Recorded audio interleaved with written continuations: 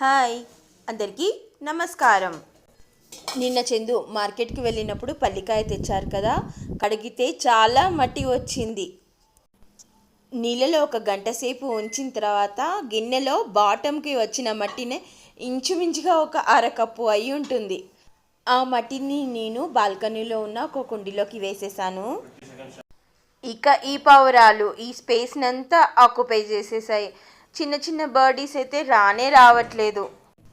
అసలంటూ rice పక్షుల కోసం పెట్టిన తర్వాత ఏ పక్షి వచ్చి తినిపోతే నాకు ఎందుకు, కానీ పావురాలే మొత్తం తినేస్తున్నాయి. చిన్న పక్షుల కోసం కొంచెం కూడా ఉంచట్లేదని బాధ వేస్తుంది నాకు. ఈ పావురాలు కొట్టుకుంటున్నాయి కూడా.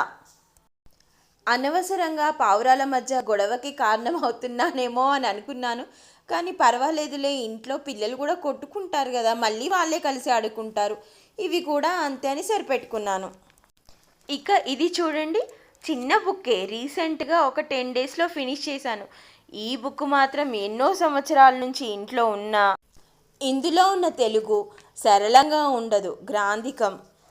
చిన్నప్పుడు స్కూల్లో చదువుకున్న తెలుగే గ్రాంధికం అని అనుకుంటే ఇది ఇంకా ఎన్నో సంవత్సరాల క్రితంది. ఎన్నోసార్లు బుక్ తెరిచాను, కొద్దిగా చదివి పక్కకు పెట్టేదాన్ని. ఈసారి దృఢ నిశ్చయంతో పూర్తిగా చదవాలని నిర్ణయించుకున్నాను. మీరు నాకు విషెస్ చెప్పండి, గుడ్ లక్ అంటూ. ఈ బుక్ కంప్లీట్ అయ్యే వరకు శ్రద్ధగా చదవాలని. Thank you for watching.